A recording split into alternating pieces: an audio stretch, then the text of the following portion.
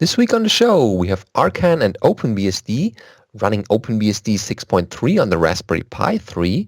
Why C is not a low-level language is something we need to discuss. We have HardenedBSD switching back to OpenSSL. How the internet was almost broken. We have also EuroBSDcon call for papers available, as well as the BSDCan 2018 schedule. So something for everyone in this week's episode of BSD Now.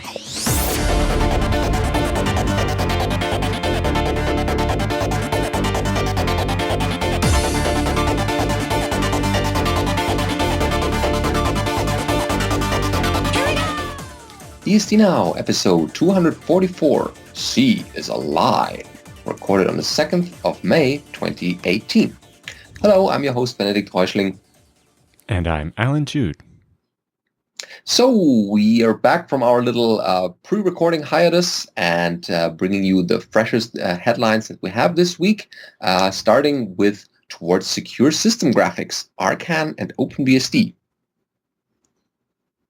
Yeah, so this article says, let me preface this by saying this is a very long and medium rare technical article about the security considerations and minutiae of porting most of the Arcan graphics ecosystem to work under OpenBSD. The main point of this article is not so much flirting with the OpenBSD crowd or adding further noise to software engineering topics, but to go through the special considerations that had to be taken as notes to anyone else who might decide to go down this overgrown and lonesome trail, and are curious about some less than obvious differences between those things that work on Linux versus other parts of the world. Okay. So it says, a disclaimer is also that most of this stuff was discovered by experimentation and combining bits and pieces scattered in everything from the Xorg code to the man pages, and there may be smarter ways to solve some of these problems. And so they broke it down into sections based on, graphics device access, hot plug input, backlight, Xorg, pledging, and bits that are missing. So they talk a bit about their motivation. One of the many goals behind Arcan has been not only to reduce system-wide desktop complexity, but to push the envelope in terms of systems graphic features, quality, and performance. It's also to enable experimentation with security-sensitive workflows and interaction schemes with the One Night in Rio Vacation Photos from Plan 9 article covering one such experiment. Working off the classic confidentiality, integrity, and availability model, information security staple the article on a crash-resistant Wayland compositing has showed the effort in the availability space there. So they say, outside of attack surface reduction, exploit mitigation, and safety features, there is a more mundane yet important aspect to security, and that is of software quality itself. This is an area where it's easy to succumb to fad languages and fanboyism, or to drift in the software homeopathy direction of some bastardized form of code autism. Such as counting the number of lines of code per function, the indentation style, the comment to code ratio, and other far from useful metrics. Yeah, there are different ways to define the quality of software. So they talk about for the graphics device access, recall that in the BSD, most of the DRM, GBM, and Mesa, or DRI stack, is mostly lifted straight from Linux, hence why some of these interfaces are decidedly non-BSD in their look and feel. They talk a bit about how some of that works. Then they talk about input drivers, and one of the absolute murkiest corners of any user kernel space interface is that of input devices, whether that's keyboards, trackpads, joysticks, mice, or touchscreens. This is one of the rare few areas where you can sit and skim the Android documentation and silently whisper, if only. Yeah, and they're talking about, works 100%, 95% of the time. You can get lucky, but yeah. And then they talk about hot plug and related stuff there, controlling the backlight. Backlight is typically reserved for the laptop use case, where it's an important one, as not only can modern screens be murderingly bright, but also can drain your battery quite quickly. This subsystem is actually quite involved in Arcan, as it maps to yet another LED controller, though this one can be paired with the display added events, hence why we do things. And they talk a bit about that, and lib backlight, fun stuff there. Talking about Xorg on OpenBSD, which is a bit special because they have their own fork called Xenokera, and it's not exactly the same. Then they talk about applying the pledge security framework from OpenBSD, and then they talk about what's missing. Specifically saying the OpenBSD port of DRI currently lacks two important features: rendered nodes and direct memory access buffers. This means that we have no same way of sending accelerated buffers between a client using accelerated graphics and Arcan. We put little effort into providing support for the older way, like gem and so on. This breaks the nested Arcan in Arcan mode with the Arcan LWA binary. It also breaks Wayland support and breaks XArcan support for DRI3. Okay, some work. While it is technically possible to explicitly enable the old gem-style CPU sharing, where clients are trusted to authenticate via a challenge response scheme on the GPU and gets the key to the kingdom, it is far from a recommended way to put the clients in just about the same privilege level as the device server itself, and that's not what you want to do. And anyway, lastly and incidentally, my favorite or my least favorite part of this entire ecosystem, the libwayland-server still lacks a working port, which comes as no surprise, as this thread-unsafe, typecasting crazy, faux vtable loving, use after free factory is littered with no-nos, and the least of which is a pointless reliance on ePOL. Yeah. So it's a good article, and people can dig into more of the bigger headlines that we skipped because there's more in there. So definitely looking good for OpenBSD and the X11 system being more secure than before. And next up, we have installing OpenBSD 6.3 on a Raspberry Pi with snapshots from OpenBSD 6.3. But this is on the Raspberry Pi 3. So this is basically a installation tutorial mostly. So it starts with the easy way is that by installing the OpenBSD on Raspberry Pi 3 is very easy and well documented without almost convincing the author of that article of not writing about it, but still I felt like it may help somebody new to the project. So always running snapshots, and recommend anybody to do as well because you get the latest stuff from OpenBSD in there. And the snapshots, those links will change to the next version every 6 months. So the links there and the website will change to the 6.3 version to keep the blog post valid over time. And if you're familiar with the OpenBSD flavors, then feel free to use the snapshots link instead. So what do you need to run this? The requirements basically is, of course, the Raspberry Pi 3 in the first place. And then due to the lack of drivers, the OpenBSD operating system cannot boot directly from the SD card yet. So they'll need to run from a USB stick for the installation. And the target aside for the SD card for the U-boot and installer. Also, a serial console connected is required so that you can see what's been printed on the boot messages, like errors or some device detected or something. And that used a PL2303 USB to serial TTL adapter connected to a laptop via USB port, and then the rest to the Raspberry Pi via the TX, RX, and ground pins. And installation is pretty much straightforward. If you know how to install OpenBSD, then this shouldn't be too difficult. Right, and just press enter a bunch of times. Yeah. Although in this case, they didn't install the Xorg stuff. Yeah, because you just need a small system without X11 and console only. that can already do a lot of work. So you select your distributions. That's pretty much straightforward. And then you reboot into your newly installed OpenBSD on the Raspberry Pi 3. A couple of boot messages here. You can compare if you have a similar setup. So that's a good way to start your OpenBSD on the Raspberry Pi 3 architecture. Yep.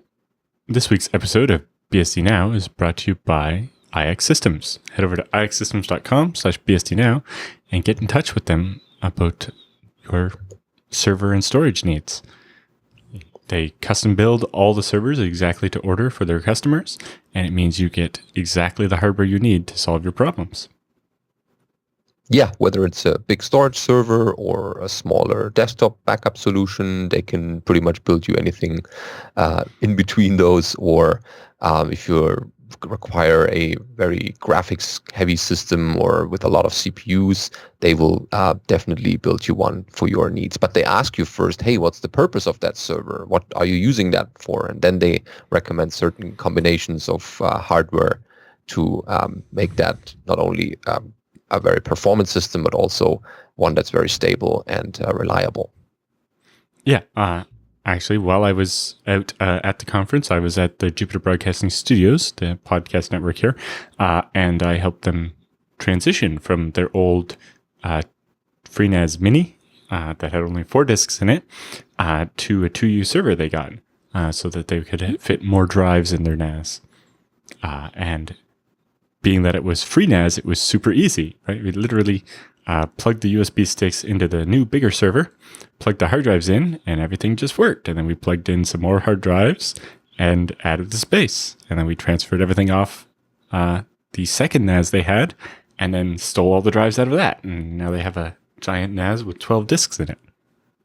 Oh, wow. And it's all powered, of course, by ZFS, OpenZFS in particular, because that's a good combination. And iXsystems has deployed a lot of these systems for companies and even government and education. So that's certainly these are certainly the people who know how they how to not only build these systems but also make them as a whole package server solution. Some people just ship a server to you and then there's the server. Have fun with that. Right. But if you need the whole package, they have things like the TrueNAS M series. If you want to buy a pre-built system that's going to be the best performance for FreeNAS and TrueNAS, that's what this is. So they recently ran the TrueNAS M series through the Veeam certification for using it as a backup target, basically. And the testing shows that the TrueNAS exceeds the requirements for Veeam backup by more than 5x. So they ran the M40 and M50 models, which are hybrid. They're not the all-flash ones, like I think it's the X20, which is the all-flash one. They find that those models performed up to 5 times better in certification tests than what Veeam recommends. With this certification to complete line of iX hybrid storage devices, including the X10, X20, M40, and M50, have passed the Veeam backup and replication for version 9.5 and the VMware certification test. Yeah, so definitely check out iXsystems and go to iXsystems.com/BSD Now for your server buying guide PDF that you can download for free.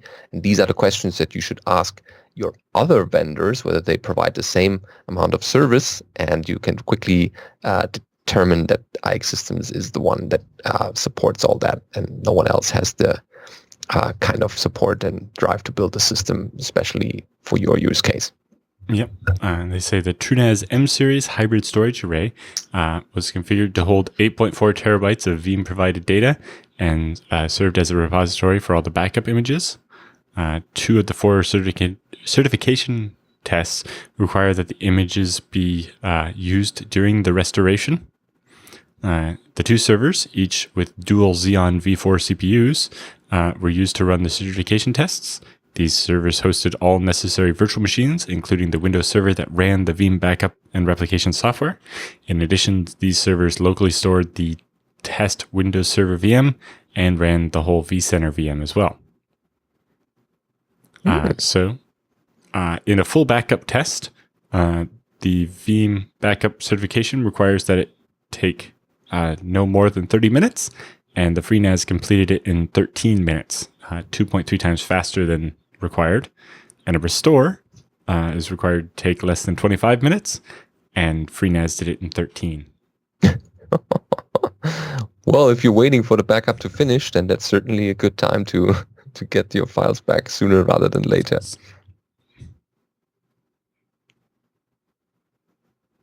Yep. So TrueNAS backup solutions with Veeam certifications start at less than $10,000 and scale approximately to $100 per terabyte, which is a good deal.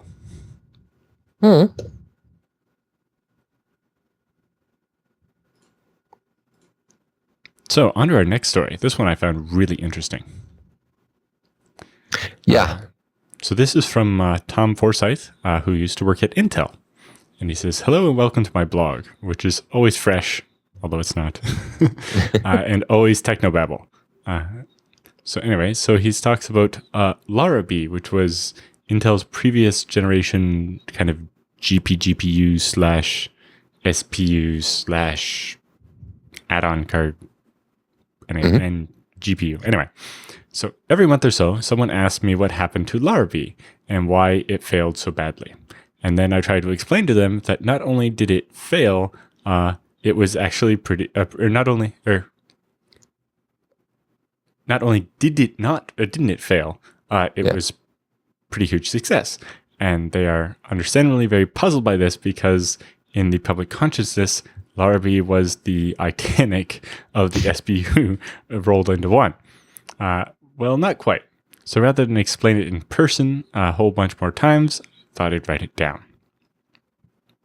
So he says, this is not a history, and I'm going to skip a ton of details for brevity. One day I'll write the whole story down because it's a pretty decent escapade with lots of fun characters, but not today. Today we're just going to get started with the basics. So when he says Larrabee, he means all of Knight's Ferry, Knight's Corner, Knight's Landing, etc. So that's the Xeon Phi and related machines. Yes. And all of the Isle cards that they talk about as well. They're all exactly the same chip and the same people and the same software effort. Marketing seems to dream up a new code word every week, and it turns out there were actually only ever 3 chips. But anyway, so that's it. There were some other code names I've forgotten over the years, but they're all of the ones for the above chips. Behind all the marketing smoke and mirrors, there were only 3 chips ever made so far, and only 4 planned in total. All of them are Larrabee. Therefore, they do graphics, or not. So when Larrabee was originally conceived back in 2005, it was called SMAC, or SMAC. And its original goal were, from the most to least important, number 1, make the most powerful flops per watt machine for real-world workloads using a huge array of simple cores on systems and boards that could be built into bazillo-core supercomputers. So basically, I think the original version of Larrabee was, what would happen if we stuck 256 Pentium 3 cores on a PCIe card and stuck it in your computer? So goal number 2 was make it x86 cores. So unlike GPU programming, where you have to learn and program to the special instruction set that is the GPU, by using x86 cores, it's all the kind of programming you already know. Remember that bit when we get to our next story after the break. But anyway, this means memory coherency, store ordering, memory protection, real operating systems, no ugly scratch pads, it runs legacy code, and so on. No funky DSPs or windowed register files or wacky programming models allowed. Do not build another Itanium. If you can avoid it, yeah. Yeah. Goal number 3, make it soon. And that means keeping it simple. Goal number 4, support the emerging GPU market, so general purpose computing on a graphics card, with this same chip. Intel was absolutely not going to build a 150 watt PCIe card version of their embedded graphic card, known as Gen, so we had to cover those programming models as well. So as a bonus, run as a normal graphics card. While we're at it, huh? Yeah. Just to put this in perspective, over the next year, Intel will be rolling out their 150 watt PCIe card version of their embedded graphics platform called Gen. Okay, to add to the confusion. Yes. Well, this is after Larrabee kind of failed or whatever. Okay. So goal number 5, add as little graphic-specific hardware to the card as possible. Okay, makes sense. Yeah, so they say that ordering is important in terms of engineering and focus. Larrabee was never primarily a graphics card. If Intel had wanted a kick-ass graphics card, they already had a very good graphics team begging them to be allowed to build a big, fat, hot, separate, discrete card rather than dealing with the tiny amount of space and power and heat they could do on the processor die. But Intel management didn't want that. They still don't. Well, maybe actually now they do, but anyway. But if they were going to build Larrabee anyway, they wanted us to cover that market as well. Now remember, this was 2005 at that point, just as GPU was starting to show that it could actually be interesting in the high-performance computing workloads. But it was before the plethora of kernel-style coding languages that spread to normal, like C and Fortran and so on, so that you could actually write GPU stuff without having a special programming language. So Intel was worried its existing Xeon CPU lines weren't going to align with the emerging threat of things like GPU and Sony's Cell processors, or Sun Niagara, and other radically, massively parallel architectures. They needed something that was CPU-like to program, but GPU-like in number crunching power. So over the years, the external message got polluted and confused, sometimes intentionally, and I admit I played my own part in that. An awful lot of highly speculative marketing projections, i.e. bullshit, was issued as firm proclamations, and people talked about things that were 20 years off as if they were already in the chip. I can't help that marketing wanted to keep Larrabee, the graphics side, and Knights Landing / Xeon Phi, the HPC side, separate in the public consciousness, even though they were exactly the same chip on very nearly exactly the same board. As I recall, the only physical difference was that one of them had a DVI connector soldered onto it and one of them didn't. But behind all the marketing, the design of Larrabee was a CPU with a very wide SIMD unit, designed above all to be a real grown-up CPU with coherent caches, well-ordered memory rules, good memory protection, and true multitasking, real threads, and able to run things like FreeBSD and Linux. Larrabee, in the form of the Knights Crossing card, went on to become the fastest supercomputer in the world for a couple of years, and it's still making a ton of money for Intel in the high-performance computing market that it was designed for, fighting very nicely against the GPUs and other custom architectures. Its successor, Knights Landing, is just being released now in mid-2016 and should do very nicely in that space too. Now remember, Knights Crossing is literally the same chip as Larrabee 2. It has textures, samplers, and a video out port sitting on the die. They just didn't test them or hook them up or expose them to the software.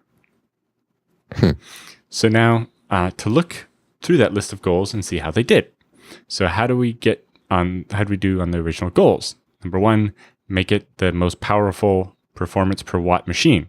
Success. The fastest supercomputer in the world and powers a whole bunch of others in the top 10. That's a big win, covering a very vulnerable market for Intel and making them a lot of money and good press. Goal number 2, make it out of x86 cores. Also a success.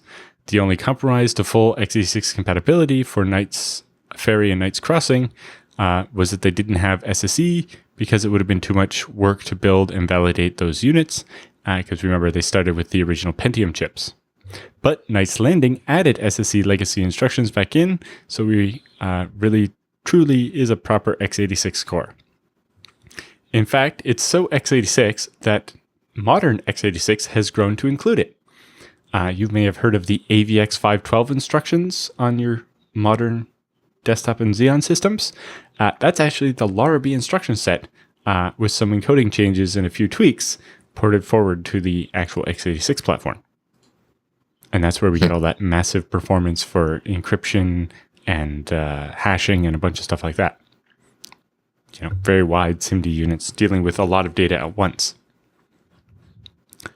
So goal number 3, make it soon and keep it simple. Results, not bad. It's not quite as simple as slapping a bunch of Pentiums on a chip, of course, but it wasn't infeasibly complex either. We did slip a year for various reasons, and the Knights Ferry performance was badly hurt by a bunch of bugs, but these things happen. The Knights Crossing card was almost on time and turned out to be great. Goal number 4, support the emerging GPGPU market. Primary goal was virtually a success.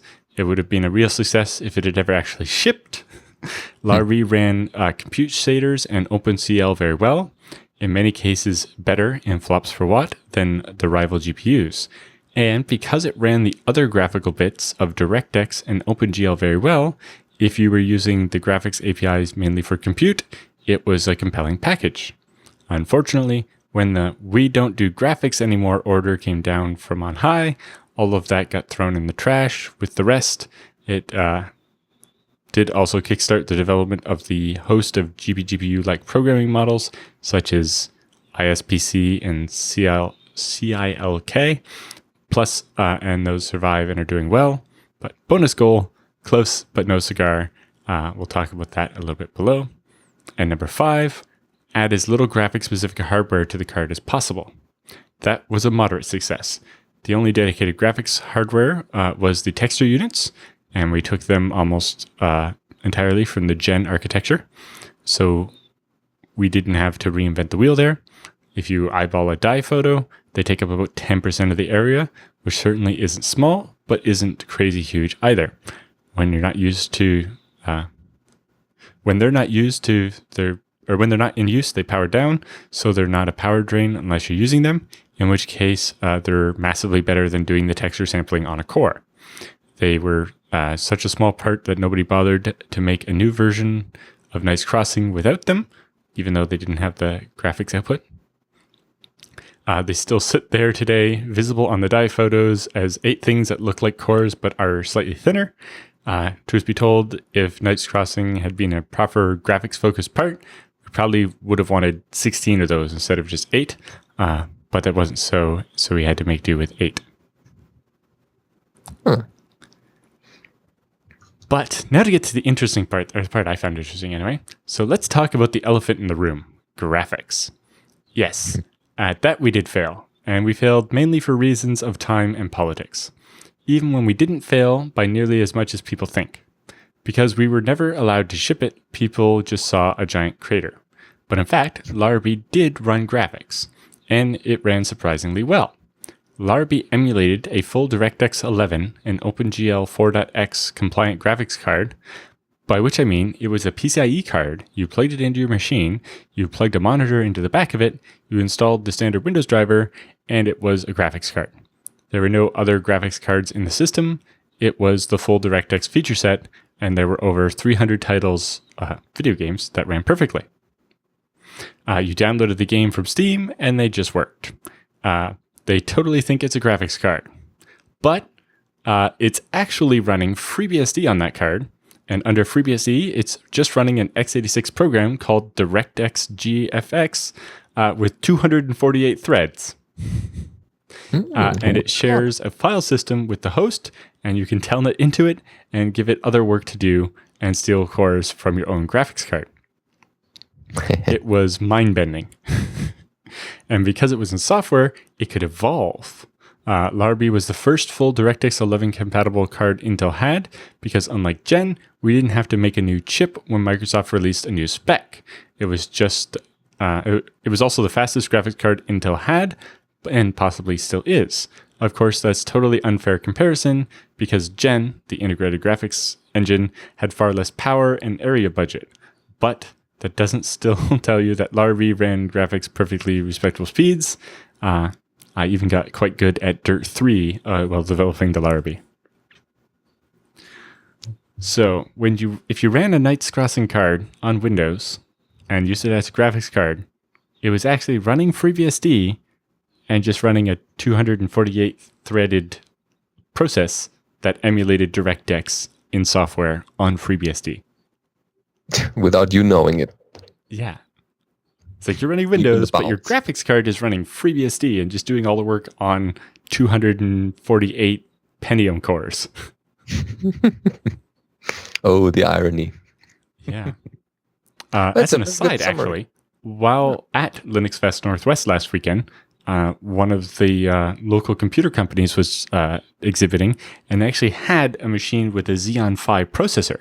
Ooh. So rather than the add-on card version, it was where the Larrabee system was the host CPU. And while Intel claims it'll only run Linux, they tried TrueOS, and it worked perfectly fine. Oh, see? Well, it might have not seen all of the 256 threads. So basically, it's 64 cores, and each core has 4 threads.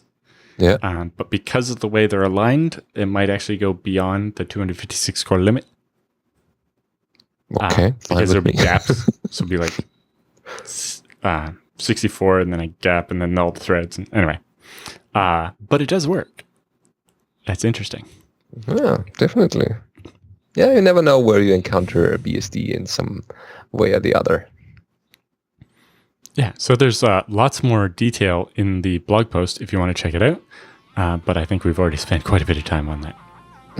But it connects into our next section.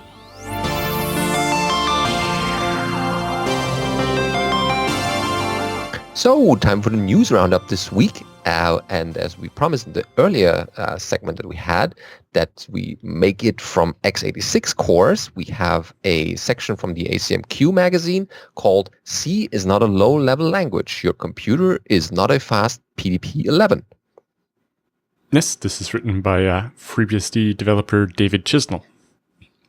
Mm-hmm. He says, in the wake of the recent Meltdown inspector vulnerabilities, it's worth spending some time looking at the root causes. Both of these vulnerabilities involve processors speculatively executing instructions past some kind of access check and allowing the attacker to observe the results via a side channel. The feature that led to these vulnerabilities, along with several others, were added to let C programmers continue to believe that they were programming in a low-level language when it hasn't been the case for decades. Of course, processor vendors are not alone in this. Those of us developing on C and C++ compilers have also participated.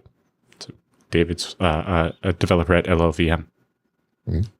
So to start, let's look at what is a low-level language. Computer science pioneer Alan Perlis defined low-level programming languages in this way.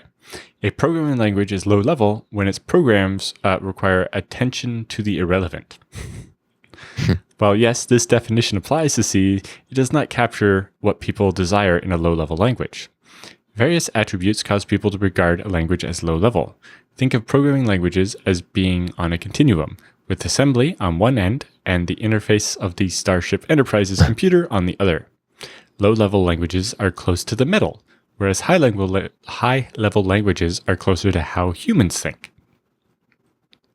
For a language to be close to the middle, it must provide an abstract machine that maps easily to the abstractions exposed by the target platform. It's easy to argue that C was a low-level programming language for the PDP-11. They both describe a model in which programs executed sequentially, in which memory was a flat space, and even the pre- and post-increment operators cleanly lined up with the PDP-11's addressing modes, making them fast PDP-11 emulators. However, the root cause of the Spectre and Meltdown vulnerabilities was the processor architects were trying to build not just fast processors, but fast processors that expose the same abstract machine as a PDP-11.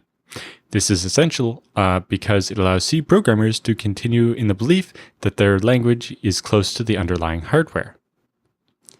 C code provides mostly serial abstract machine until C++11, or C11, an entirely serial machine if non-standard vendor extensions were excluded. Creating a new thread in a program operation known to be expensive, so processors wish to keep their execution units busy running C code rely on the instruction level parallelism. They inspect adjacent operations and issue independent ones in parallel. This adds a significant amount of complexity and power consumption to allow programmers to write mostly serial code, but have it be fast. In contrast, GPUs achieve very high performance without any of this logic, at the expense of requiring explicit parallel programs. So, as we were talking about with Larrabee, the idea was make a card that can do a lot of x86 work so people won't have to rewrite their programs. And this article is saying,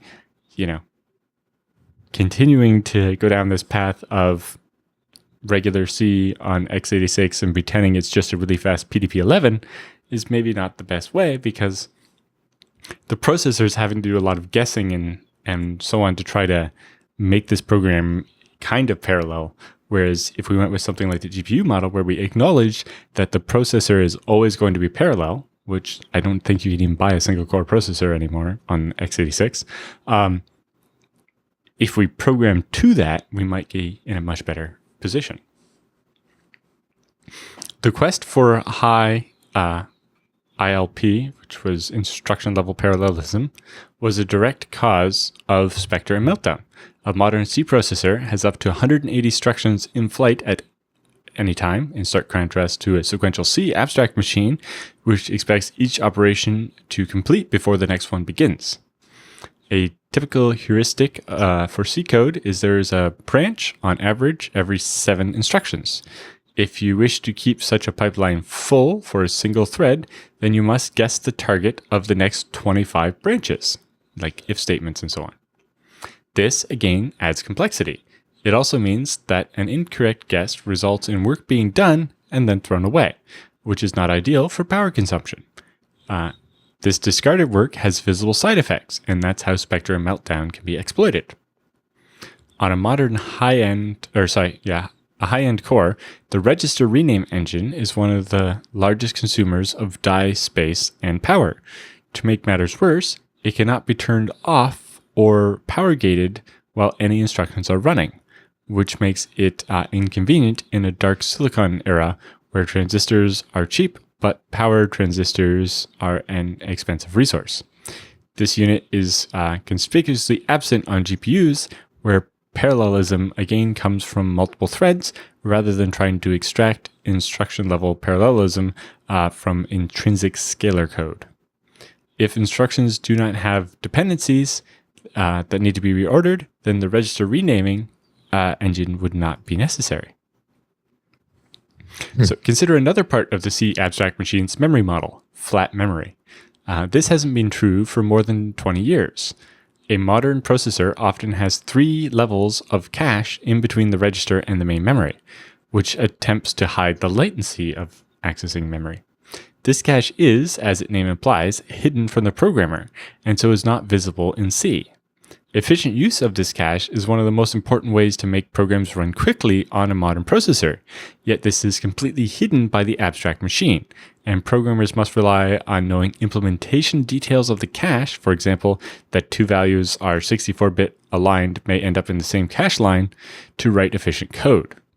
Whereas, if you could decide what to cache and what not to cache, you might actually get much better performance out of the same code. And there are many other arguments in here. And there's well worth reading if you're at all interested in the future of programming and, the multi-core era. So he talks a bit about imagining a non-C processor. The proposed fixes for Spectre and Meltdown impose significant performance penalties, largely offsetting the advances that microarchitecture has made in the past 10 years. Perhaps it's time to stop trying to make C code faster and instead think about what programming models would look like on processors that were designed to be fast. And it talks a little bit about the Sun UltraSpark TX series and a bunch of other processors, and the ARM's scalar vector extensions, and a bunch of other interesting bits. Mm-hmm.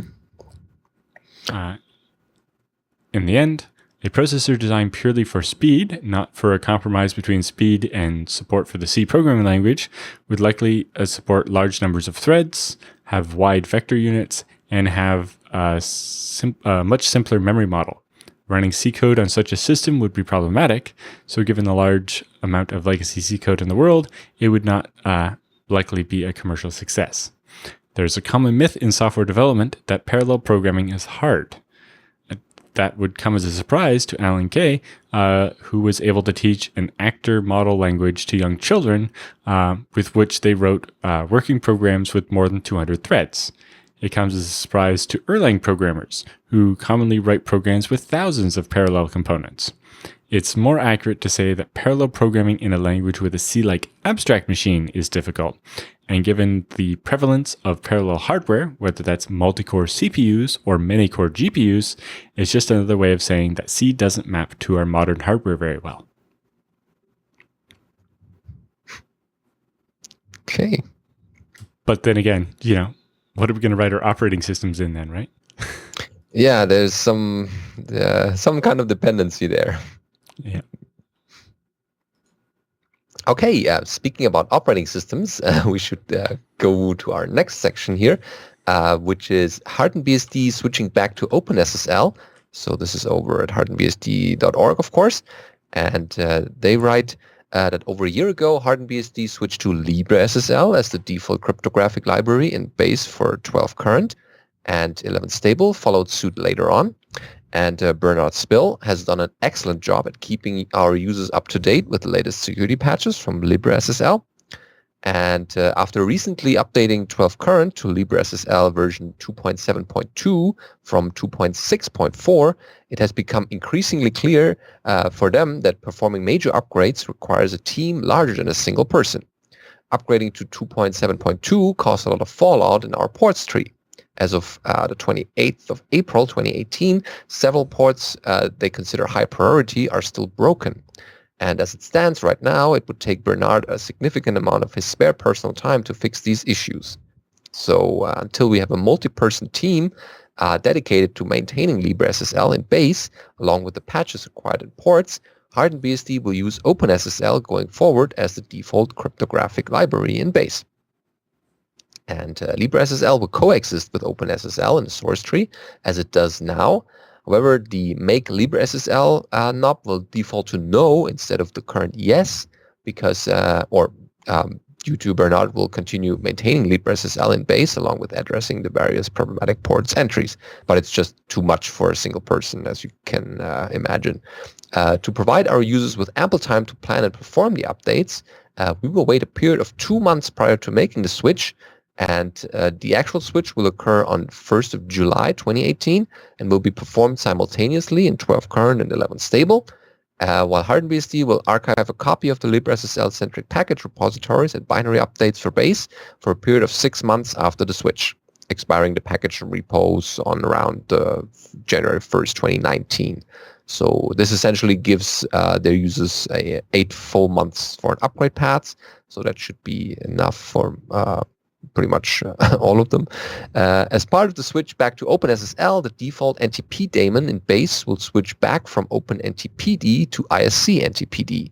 So users who have the local underscore OpenNTP enabled in rc.conf set to yes, they will need to switch back to NTPD underscore enable equals yes as a result of that.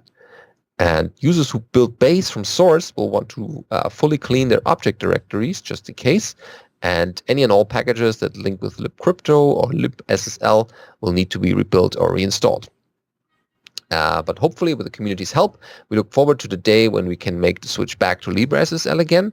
And we at HardenedBSD believe that providing our users options to rid themselves of software monocultures can better increase security and manage risk. So that's kind of a setback. It's part of the problem is that LibreSSL's release cadence doesn't match FreeBSD's, right? And so when they do a major update like this that breaks things in the middle of a stable branch, it gets really complicated to support things. Yeah, and you still want to have your users something that they can use, whether it's the one library or the other one. OpenSSL has the same problem, but their release cadence is slower, so it's an issue less frequently, and usually with a bit more warning. Sure. Yeah. So basically, you'd have to somehow get pre-releases of the LibreSSL portable version by like forward porting stuff that they're committing to OpenBSD current into the portable thing and working on the ports, so that you have lead time to get ahead of these issues. Especially because, the problem they have now is 727 comes out, 272 comes out, and things are broken and they have to fix them before they can go forward. Whereas if they know which ports are going to be broken ahead of time, they can be working on the fix so that when the release actually comes out, things will go a bit smoother. Yeah. And but that's why I've been using OpenSSL the whole time and just not bothered with LibreSSL. Yep. So again, thanks for all your efforts, Bernard Spill, and all the others working on these ports and keeping OpenSSL as well as LibreSSL. TrueOS does, because they've been using LibreSSL as well.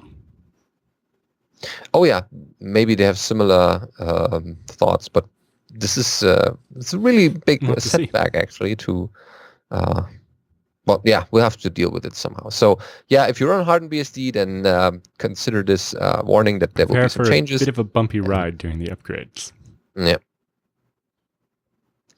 But what is our second sponsor giving you this week, DigitalOcean? We have something special for you. I guess, Alan, you should mention that. Yes. So, if you already have an account on DigitalOcean and you've never used a coupon code, you can use our coupon code FreeBSD Now and get a $10 credit added to your account. But if you haven't actually signed up yet, you should sign up soon while this offer is still going on. If you go to do.co/BSD Now, you'll land at a special page that will offer you a $100 credit. This one expires after 60 days, though. Unlike the $10 credit, which goes for as long as you need it for. But, with the cheapest VM being $5, probably only lasts about 2 months anyway. So, if you want to play with DigitalOcean with some free monies and credit, go over to do.co/BSD Now and sign up right away, and you'll get a $100 credit, and you can start spinning up instances and so on. Remember, instances are billed per hour. So you can do a lot of stuff, and then as long as you delete it, you only pay for the hours it existed. So that $100 credit for 60 days can go a long way. You can get certainly, especially for the people who have never tried out DigitalOcean before. And look at what kind of cool combinations of memory and virtual CPUs you can have for $100. That's quite a lot of things you can combine here. Yeah, even just for $40 a month, you get an 8 gigabyte of RAM machine with 4 CPU cores and 160 gigs of storage and 5 terabytes of bandwidth. You can do some cool stuff on the web with that. If you just say want to rebuild all your packages because your TrueOS is switching or something, you can get the 32 core machine for $1.43 an hour. Well, if you have $100 in credit that's only going to last 60 days, and the biggest machine you need is $40 a month, and that's only going to add up to $80 over the 60 days, you might as well burn up the extra by running a 32-core machine with almost 4 terabytes of SSD storage, 192 gigs of RAM. Because why not? Yeah, because you can. It's available. Yeah, or if you go with their optimized droplets, the flexible droplets, For the same $15 price point, you can flip back and forth between 1 gig of memory and 3 CPUs, 2 gigs and 2 CPUs, or 3 gigs and 1 CPU, whatever works best for you. But if you're going with the other sizes, especially just for fun with that $100 credit, pro tip, if you start with a smaller sized droplet, like say the $10 one with 2 gigs of RAM and 50 gigs of storage, and then resize it up to one of the larger ones, you'll also be able to shrink it back down. So start with the $10 one, size it up to the $40 one, so you get 8 gigs of RAM and 4 CPUs instead of 2 gigs of RAM and 1 CPU, but you don't take the extra disk space. Then you'll be able to shrink it back down once you've used up the $100 credit. So you don't have to stay on the big one. Or you can just do things like, I only need my game server to be big on the weekend, not during the week. When we're playing. And you can size them up and down like that and save money because you pay based on the number of hours that it's at the different sizes instead of monthly. Yeah. And it's not just the droplet that you get the rest of the DigitalOcean stuff as well. The cloud firewalls, the monitoring and alerting, the global available data centers, so close to your location, and the enterprise SSDs. So this is all SSD storage, all available in your droplet right away. Yep. So check it out. Go to do.co/BSD Now and get your $100 credit. Okay, so now that we talked a lot about the internet, we have a story here about how Dan Kaminsky almost broke the internet. So if you don't know, Dan Kaminsky, he's a security researcher. Is that the best description? Yeah, I think so. Yep. And here's a little story. It's from April. This dates back to 2008, so 10 years ago now. And basically for the anniversary, they've written up a nice blog post over at Duo Security. So, in the summer of 2008, security researcher Dan Kaminsky disclosed how he had found a huge flaw in the internet that could let attackers redirect web traffic to alternate servers and disrupt normal operations. In this hacker history video, which is at the top of the blog, Kaminsky describes the flaw and notes the issue remains unfixed. So he says, "We were really concerned about web pages and email because that was what you got compromised when you compromised DNS. You think you're sending an email to IBM, and really it goes to the bad guy." Yeah, this is before we had as much SSL as we have now to make sure you're actually verifying the identity of the other, the person on the other end that you were talking to. And even with email, we're still not using as much SSL as we should be. At least most websites now, you're verifying before you put in sensitive information that you're actually talking to the real IBM, but especially back in 2008, that wasn't the case. So, as the phone book of the internet, DNS translates easy-to-remember domain names into IP addresses so the users don't have to remember strings of numbers to reach web applications and services. Authoritative name servers push the IP addresses of domain names. Recursive name servers talk to those authoritative servers to find addresses for those domains and save the information in its cache to speed up the response time the next time they're asked about it. While anyone can set up name servers and configure an authoritative zone for any site, if recursive name servers don't point to it to ask the question, no one will get those wrong answers. So then he talks a little bit about we made the internet less flammable. So Kaminsky found a fundamental design flaw in DNS that made it possible to inject incorrect information into a name server's cache, also known as DNS cache poisoning. In this case, if an attacker crafted DNS queries looking for sibling names of existing domains, such as 1.example.com, then 2.example.com, and 3.example.com, while claiming to be the official www server for example.com, the name server will save that server IP address for www in its cache. The servers will go, "You are the official. Go right ahead, tell me what it's supposed to be, and then store it in the cache." Since the issue affected nearly every DNS server on the planet, it required a coordinated response to address it. So Kaminsky talked to Paul Vixie, the creator of several DNS protocol extensions and applications. And Vixie called an emergency summit of major IT vendors at Microsoft's headquarters to figure out what to do about it. The fix involved the 16-bit transaction identifier that DNS lookups use with UDP source port to create a 32-bit transaction identifier. Instead of fixing the flaw so that it can't be exploited, the resolution focused on making it take more than 10 seconds, eliminating the instantaneous attack. Right? They tried to get some fix available immediately instead of having to re-architect the whole internet. He said, it's not like we repaired DNS, we just made it less flammable.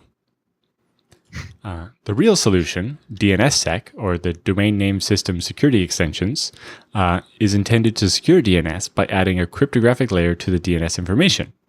The root zone of the internet was signed for DNSSEC back in July of 2010, and the .com top-level domain was finally signed in April of 2011.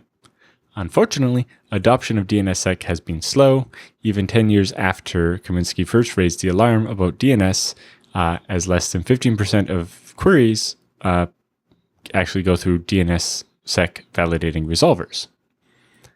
So the internet was never designed to be secure. The internet was designed to move pictures of cats. It's not what it was designed for. It was designed to be a research network of all nice people, and turns out the internet isn't full of only nice people. No one expected the internet to be used for commerce and critical communications. If people lose faith in DNS, then all the things that depend on it are at risk. So what can we do? Talks a little bit about some of the answers in the video. Yeah, so this is still an issue, actually. So DNSSEC is good for something. Yep. So Kaminsky says, some of us got to go fix it. Yeah, that's a good summary.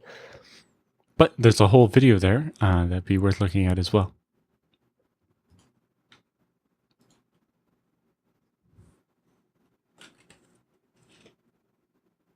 The next story is yours.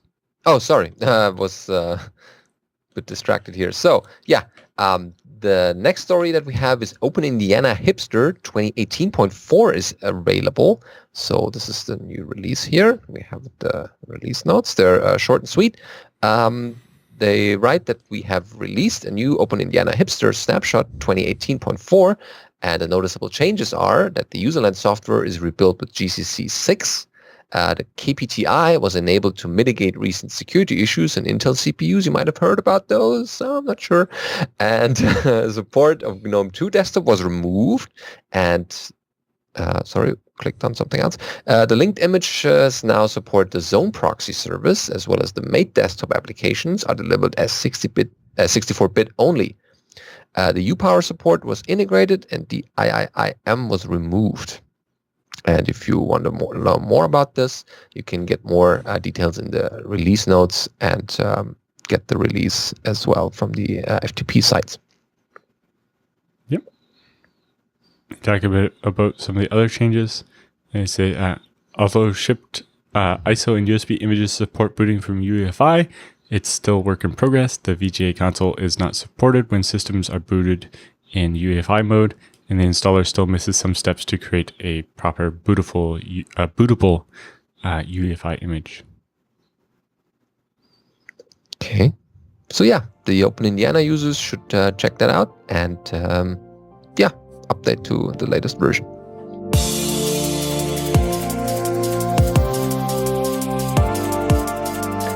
So, time for the BSD bits this week. We have news from EuroBSDcon. They opened their call for papers, and here's the link for the registration page, of course. Yes, the EuroBSDcon Program Committee is inviting BSD developers and users to submit innovative and original talk proposals not previously presented at other European conferences. Proposals should be sent through the new registration system at registration.eurobsdcon.org.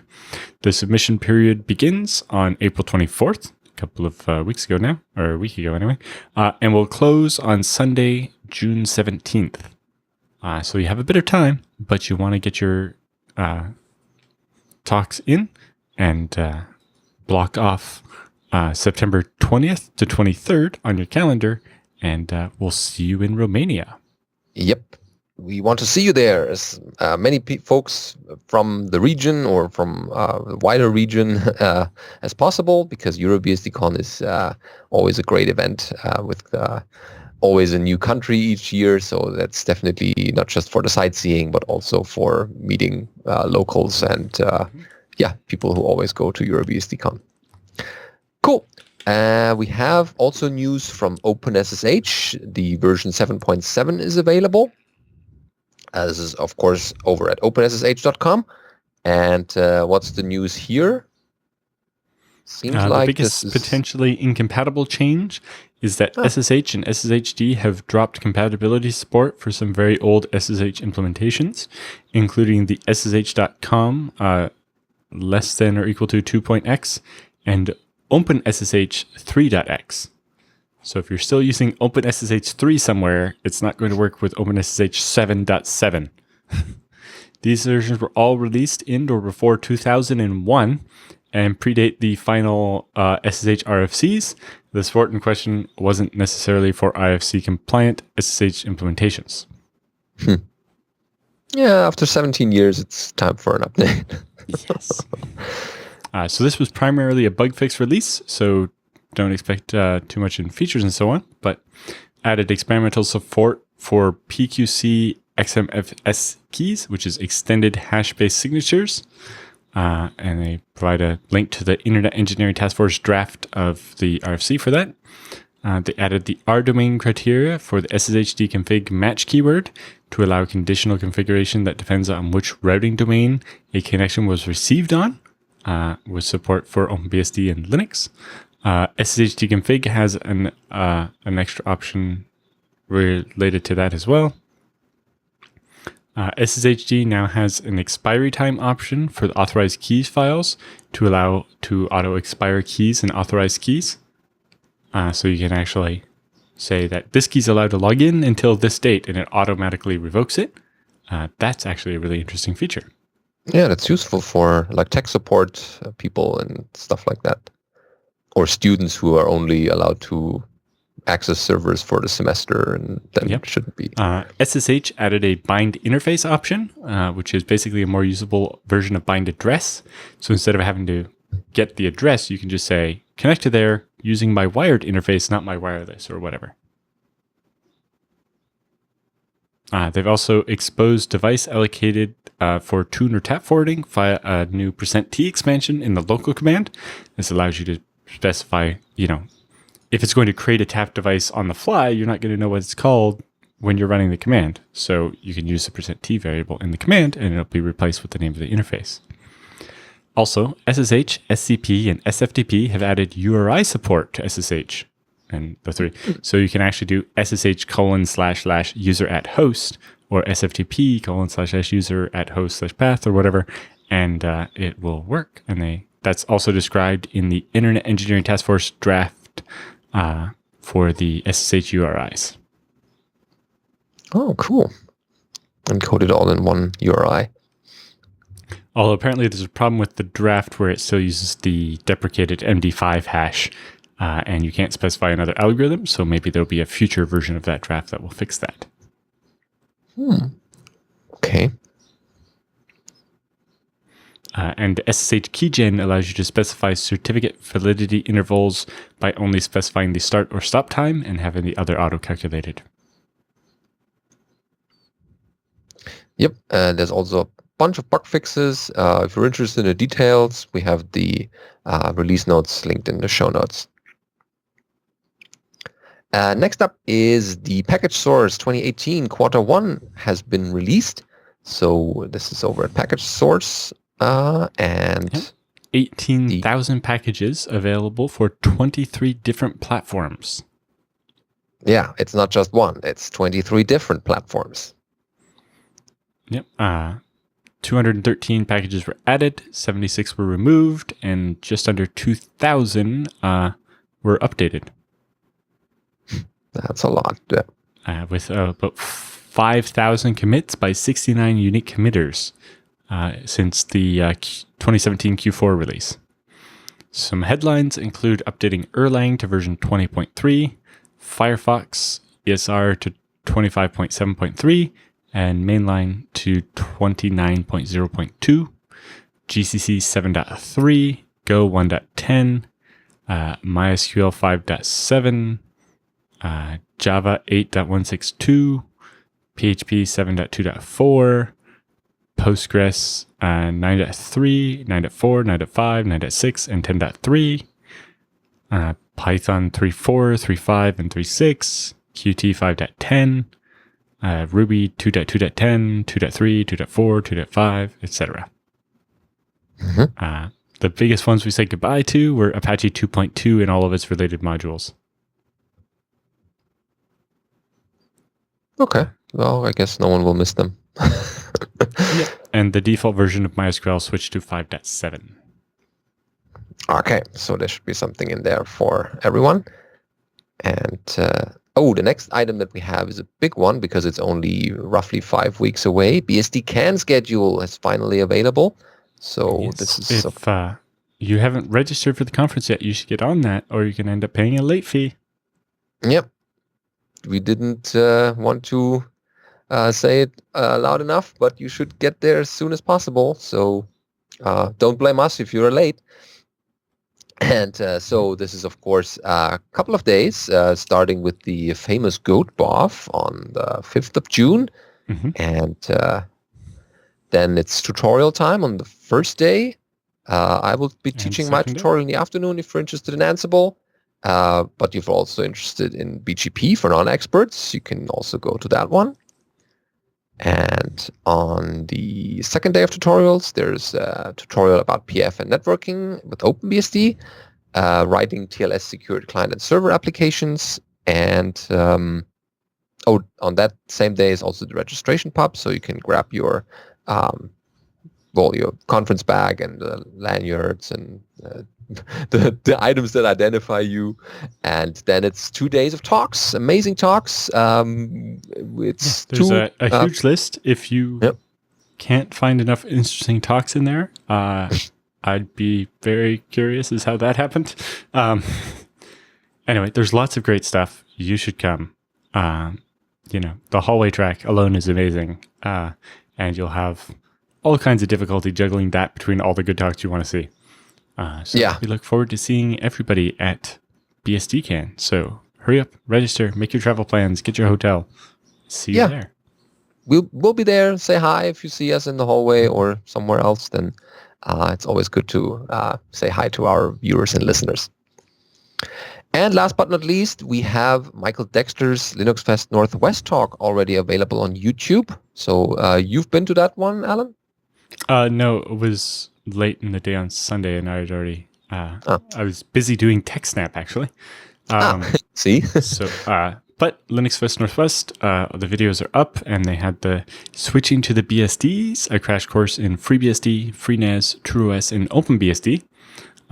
So, especially if you're coming from a Linux side, it's worth checking out. I love this particular slide I happened to pause the video on, which is don't take Dexter's word for why you should use BSD. Listen to Linus Torvalds.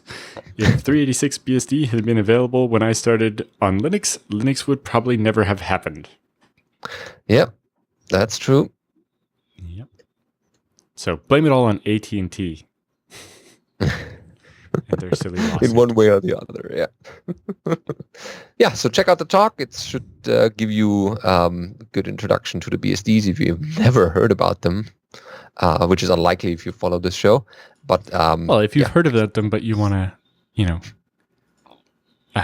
kind of get a crash course on just what parts of it to look at and why you might want to switch, it's worth checking out. Mm-hmm. Of course, what you should also check out is whether your latest backup is still working. And if it doesn't, then it's a good chance to start with our feedback and questions sponsor, Tarsnap, which provides you with the online backup for truly paranoid people. Yes.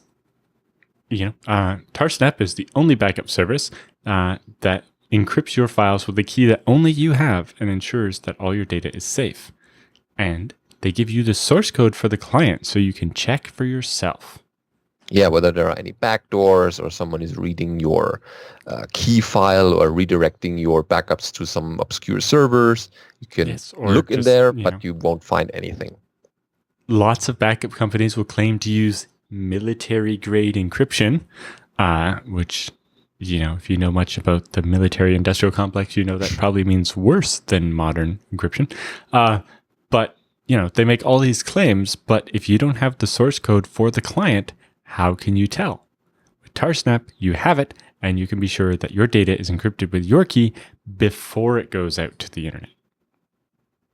Yep, and it's also deduplicated, so you don't have to copy every file that you have splattered out throughout storage, multiple directories. You don't have to send blocks you've already uploaded, so that saves you both on storage cost and on upload.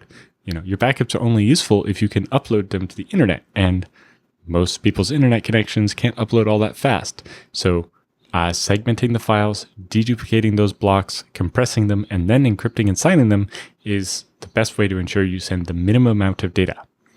In particular, Tarsnap has one of the best algorithms available for segmenting and deduplicating your data. Rather than just chunking your file into like 4K blocks or something to do it, it actually has its own algorithm for finding the natural splits in your files, so that when it detects a diff, it will find the smallest possible diff rather than, if you change 1 byte, you end up, or if you change 2 bytes, you can end up uploading 2 whole blocks. Or depending on how the file's encoded, it could change every block after that one. Whereas with Tarsnap, it will find the smallest possible diff and then compress it and encrypt it and sign it and upload it. So in addition to the encryption, making sure that nobody else can access your files from the internet, kind of like ZFS, the signature allows you to verify when you get the data back that it hasn't been modified. Yep, and as long as you retain the key, you can always get your files back. Yes, and importantly, since you can't actually ever guarantee that something in the cloud is deleted, if you want to destroy the data in the cloud, you just destroy the key and that data becomes useless. It's no use to anyone. And then you just do fresh backups with a new key and you're good to go. Yep. So check out Tarsnap and start backing up your files. Okay, time for the feedback and questions this week. We start with Bob asking a question about help locating FreeBSD help. So Bob writes, "Hello, I'm a BSD Now viewer and looking for help. I'm in need of a FreeBSD consultant to assist with some technical issues, migration and planning. I work for a small regional ISP and email provider. We are just barely keeping our head above water.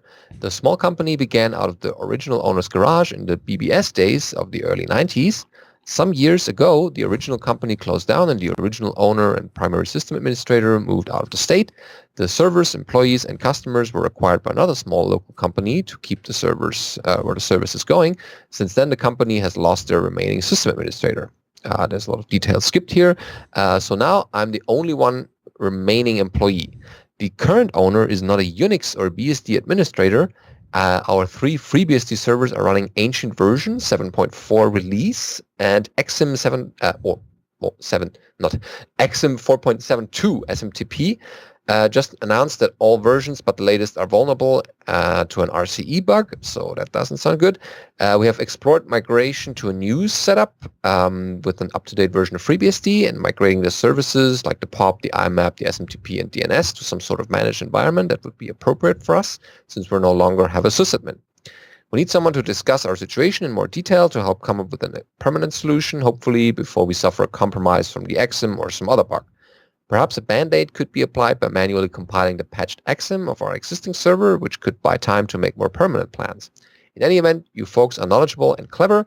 I'm hoping you can offer some suggestions for our situation or offer suggestions for someone we could hire to help fix this mess.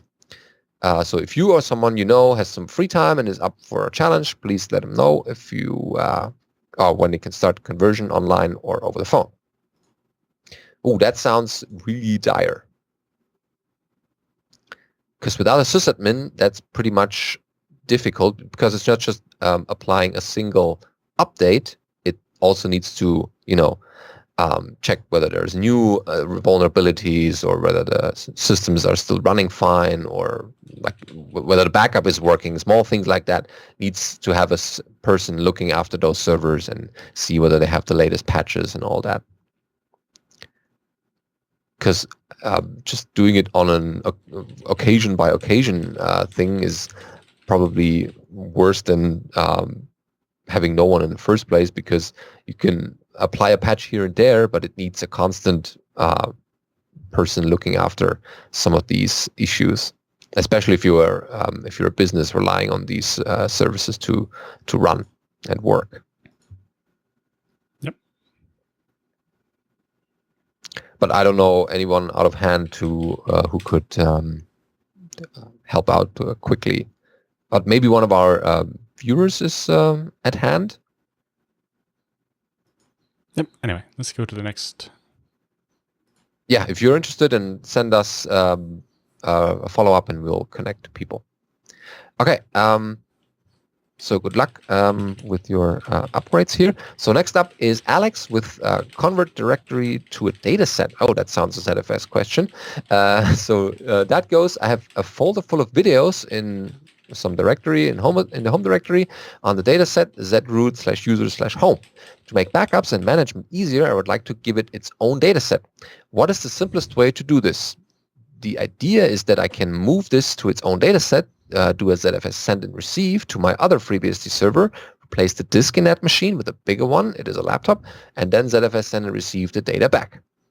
Also, when I reinstall on this system, what is the best way to enable ZFS compression during install? I don't remember seeing an option when I installed it. I think so there's not really a way to enable the compression at install time. So first question, creating a separate data set. Just ZFS create the thing. Your biggest problem there is going to be that if you first create it with the same name, it's going to mount the empty directory over top of your directory full of videos and you won't be able to see them. So you'd want to do ZFS create -p, which is like mkdir-p. It'll be like zroot user home username videos. We'll call it new videos to start. And that'll create a new data set and call it new videos. Then you have to move all the files from videos to the new videos directory. Because it's a different data set, that's a separate file system. You have to copy all the data and then could take some time. So it'll take a little bit of time and use up some space temporarily. But once that's done, you'll be able to replicate it and it'll be all good. So for creating the data set, you have two choices. You can just create the videos data set and then do -o mount point equals the path, or you can create the intermediate data sets and set them as can mount equals no auto or no, so that they don't overwrite your whole home directory. Or you could move more than just the videos and create a whole data set for each user, move their home directories into it, and then create the separate data set for the videos as well. Yep. For compression in the installer, there's not really a way to do it before the install starts. Other than in the installer, you can do Control-Alt-F4 and get a terminal and run whatever commands you want. Yeah, but the default LZ4 should be... I don't remember if we set compress on by default. I think we might. One sec. Let me. I think you do, because when the installation is finished, you already get a couple of files in the log directory compressed to like 2.x something. Yeah, one sec. Let me pull this up real quick. So when what you could also do the data set. Yeah. What you could also do is we only set. No, where's the compression?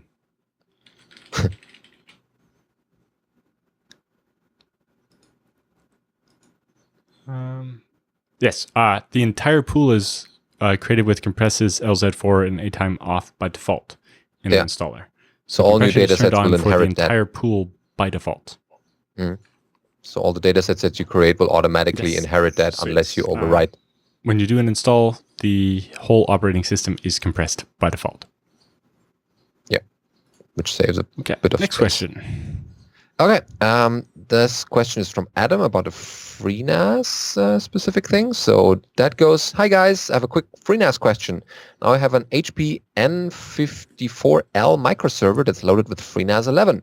During Hurricane Harvey, I live on the Texas coast, we had a power surge, and after which I noticed the onboard NIC seemed to be dead. The interface still shows up, but I can't seem to get it to connect to the network. The link light on the NIC also just stays lit, and I've tried to delete the interface and set it up again, but still nothing. I've recently added an Intel PCIe gigabit NIC to the box, so I'm back up and running now. So his question is, how would he determine if the onboard NIC is in fact dead? Are there any other tools you would suggest for him to try? If the link light stays on when you unplug the cable, it's definitely been zapped. That's what happened to mine when some lightning came in over my cable modem and fried the onboard NICs in like 4 of the machines in my house. That was not fun.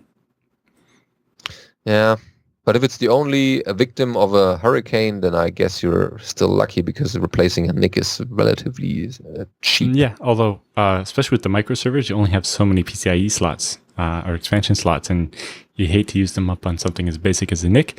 But yeah, if the light stays lit when you unplug the cable, it's definitely hardware hosed. You could try putting it in another machine and power it up, but it's going to be the same. Yeah, so that one goes to the hardware graveyard. And yeah, that's pretty much the test we know. All right. Thanks for that question. Last but not least is Florian with 3 questions, actually. Oh, wow. Okay. So he writes, hi, Alan, Benedict, and JT. Too late for this week's episode. They came to my Tuesday 7 p.m. Benedict time, and I forgot about writing this email. Well, that's okay. But here are 3 questions for us. Okay, so first one. Will VNet/vImage be enabled by default in 12 release once it's out? Or at least... In 12 current, it's already enabled by default. So it's been enabled for a couple of months already. So the answer is yes. So it will be compiled into generic by default. Yeah, so you can get that when you get your FreeBSD upgrade or any other upgrade way. Okay, second question. Do you know of a way to downgrade from current to stable when a new release comes up? Like stopping to follow current when the new stable branch is cut, preferably without reinstalling the system, of course. Yeah. Once there's a release or even just a beta, FreeBSD update can do it, although sometimes you have to trick it. So the regular build world system will work to go from pretty much anything to anything. Just make sure you follow the instructions. Especially if you're on current and switching to stable, that's actually newer, is the fork of current and is newer, that's actually still an upgrade. Yeah, that's considered but yeah, newer. Build world is the best way when you're running the non-releases. Yep. Okay, third question. What about moving the outdated tutorials to GitHub so listeners can update them? What format are they written in anyway? Plain handcrafted HTML, docbook, TROF, Markdown. We listeners would even convert them to something easier to use and well supported by GitHub and a lot of tools like Markdown if it's currently something more cumbersome to update. Kind regards from Berlin. Oh, cool. Yeah, so they're in Markdown. I've been considering moving the whole site from Pico CMS to Hugo. Mostly the difficulty there has been finding the time to do it.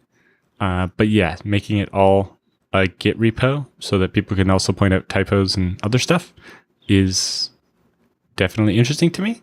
It's just a matter of the time it would take to rebuild the theme in Hugo and get all the functionality working and so on. But yes, all the content's already in Markdown. So if somebody was interested in helping with that, do let us know. I could probably easily stuff all the current content and theme into Git, and somebody could Hugoify it for us. That'd be great. Yeah, that would be nice. I'm not that tied to the theme. I kind of just stole that theme from somewhere and put it up. If someone is giving it a facelift in helping with the website, that'd be great. Yeah, cool. So we hope answered your question, Florian. Greetings to Berlin. And that pretty much wraps up the show, not before asking you to send us more feedback and questions to feedback@bsdnow.tv. Things you find interesting we should cover in a future episode, like show notes, topics, stories you find on the internet about BSDs.